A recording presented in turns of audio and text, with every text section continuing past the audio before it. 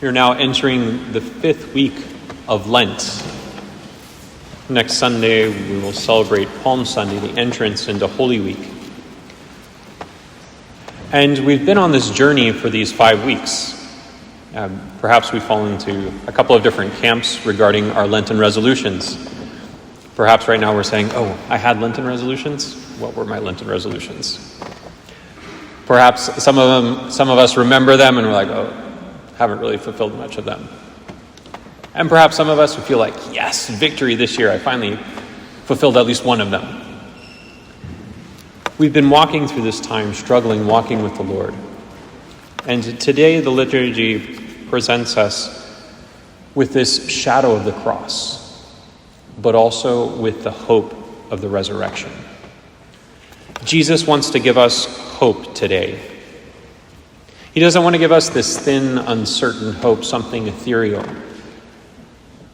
Jesus isn't for us just some guru or some sage or someone that had some interesting things to say. Jesus is truly a friend. And that's what we see in this gospel. And Jesus sometimes does things that confuse his friends. Mary and Martha sent word to Jesus. Lazarus is sick. And Jesus receives this message. And the message was very simple. The one you love is sick. And our expectation would be, well, Jesus is obviously going to respond. He's going to go right away. And it says, because Jesus loved him, he stayed there for 2 more days. And the guy died. Wait a second, Jesus. What's going on here? And he gives us a little bit of a key to the interpretation of that. He tells his disciples, I'm glad that I wasn't there, so that you might believe. Every miracle, everything that Jesus does in our lives has one single purpose: to lead us to belief in him, to lead us to hope in him, to lead us to love in him.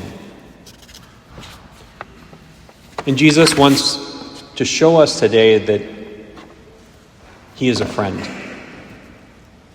And Jesus loved people, not just people in general, not just humanity in general. He loves each person, and we see this in this relationship that he has with his family at Bethany, with Martha and Mary and Lazarus. And Bethany was for Jesus a place of rest, a place he could go and be with his friends. When things got heated in Jerusalem, when the Pharisees were after him, when things were tense, he would go and hang out with these 3. It was a place where he could relax and laugh and be human, at the same time divine. We could say these were his people, together with his disciples. The one you love is sick. And it's such a beautiful petition because it shows so much trust. It's like a child who cries out in the night, Mom, I'm thirsty. Dad, I'm scared. It's just a presenting of the needs that they have. And that's the invitation that Jesus makes to us. He invites us, bring your needs, bring your challenges, bring what's on your heart to me. And trust. Trust that I will do the best thing for you. And we see how Jesus treats Martha and Mary and Lazarus in different ways. He knows each one of them. Just as he knows each one of us, he knows what we need. He knows how to speak to our hearts, to speak to the true needs that we have. And we see it first in Martha. Martha is the one that goes out to meet him.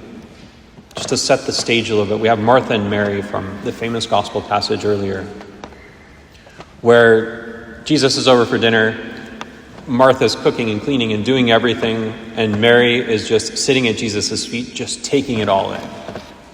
Just learning from Jesus, listening to the stories, listening to his teaching. And Martha, they had such confidence in Jesus that Martha goes, hey Jesus, can you tell my sister to get her act together and help me out a little bit? And she's just there hanging out with you, and she left all the work to me. And Jesus says, Martha, Martha, you're busy and worried about so many things. Mary has chosen the better part. And he defends Mary, and Martha's like, but they were still friends afterward.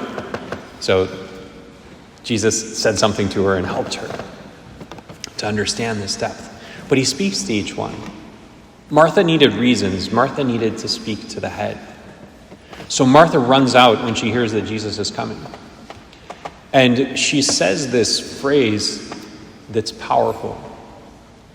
Because it's at once a tremendous act of confidence, and at the same time, it's a very subtle but powerful complaint to the Lord. Lord, if you had been here, my brother would not have died. It's a trust and a confidence in Jesus saying, Jesus, you have this power.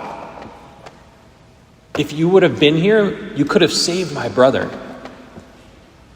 But at the same time, there's a sadness to it. If you had been here, you could have saved my brother. And then Martha brings up her faith, but it's a faith that she's expressing with her intellect. And she says, I believe in the resurrection. I know that at the last day he will come. And Jesus looks at her and he's knowing what he's going to do. And he looks at Martha and gives her this confidence and says, yes, your brother will rise at the end of time. But I am the resurrection and the life. I want to be his resurrection and his life here today. Hold on a second and I will show you. And Martha renews her act of faith, perhaps an intellectual faith. And then we have Mary. Mary has stayed back at the house. So Martha sends for Mary. And now Mary comes running out with a group of friends that were with her. And it's interesting because Mary says exactly the same thing. They must have spoken beforehand. I'm sure there was something that was going back and forth over dinner. Martha and Mary like, if Jesus would have been here, he wouldn't have died. And Mary's like, yeah, if Jesus would have been here, he wouldn't have died. So Mary goes to Jesus and she says, Lord, if you had been here, my brother wouldn't have died. The same confidence, perhaps a different question. Because what does Mary do after this? It says, and she wept. And what is Jesus' response? Well, you know, Mary, no. Jesus knows that what Mary needs in this moment is for him to weep with her. And that's what he does. Said he was perturbed in the spirit. The literal Greek is he snorted in the spirit. It's just this revulsion against death. This deep sadness over the loss of his friend. That he knows as God that he's going to raise him from the dead. But he feels that sadness. He's truly God and truly man. He wants this relationship with each one of them, and he wants a relationship with each one of us. And he weeps. He reaches out to Martha and Mary exactly where they are, and he knows exactly where each one of us are right now. He knows whether we need reasons for our faith or whether we need just Jesus to come and weep with us, or someone that he sends. These beautiful readings in the first reading and the second reading from the Old Testament, from the New Testament. Ezekiel, with his confidence in the resurrection. A new heart will be given you. New life in these places that we don't expect it. Ezekiel will talk about in another place the dried bones that come to life. The whole of Scripture is about finding life in these places where it seems like life couldn't be, and God brings life in there. Jesus brings a life through his resurrection. And then we have this final moment of encounter where Jesus goes out to the tomb. He's weeping, he's perturbed in the face of death, perhaps in the face of his own death in this challenge. And he comes to the tomb and he tells them to remove the stone. And Martha, being very practical, says, Lord, he's been in there for 4 days. If you take away that stone, there's going to be a stench. This isn't going to be good. And Jesus, with his confidence in his prayer to the Father, says, remove the stone. And then he says this beautiful phrase, Lazarus, come out. Why is it a beautiful phrase? Because he knows his name. And he invites him to come out from death, to come out from the tomb that he's been holed up in. And this isn't an invitation just for Lazarus. Put your name there. Your name in Lazarus' place. Come out. Sin and so many things in our lives take us to these places of death. Original sin is dead in things within us. Our own personal sin is dead in things within us. And Jesus, with his power and with his strength and with the power of the resurrection, comes to the places that we're hiding, the parts of us that we're hiding, and says to us, come out. Come into the life. Come into the light. Come into the resurrection. I will be your life. And he invites Lazarus to come out. It's an interesting detail that he comes out and he's still bound. He needs to be unbound. And a priest one time trying to figure out, okay, so how did he actually come out? Was he kind of like hopping out because he still had his legs bound? And don't go into the details of that. And he got out somehow. Maybe he rolled out. But he was still bound. And that often happens to us. We have a moment of conversion. The Lord reaches us. Whether it's a flash, whether it's a slow burn conversion, but we still need to be unbound. We still need to be freed. And the Lord calls us out and calls us into the church, calls us to receive the sacraments.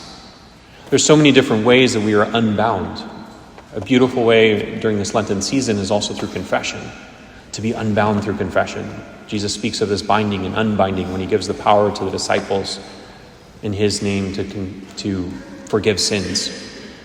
But there's also an unbinding through friendship, an unbinding through community, unbinding in so many different ways that we're freed from these bounds of sin that keep us in death, that would pull us back. So Jesus today invites us to come out of those tombs, to come out of the places where we might still be hiding. And it's so beautiful how Jesus saves through friendship. And these three people that we've contemplated today, in Martha, Mary, and Lazarus, he's reached each of them exactly where they were. And that's not just for them. It's not just for us to have some nostalgia that, yeah, it would be great to live in the time of Jesus and have that happen to me and have him call out my name. He does. Because he's alive today. And what he wants to speak to each one of us is the same thing that he spoke to Martha, to Mary, and to Lazarus. I am your resurrection. I am your life.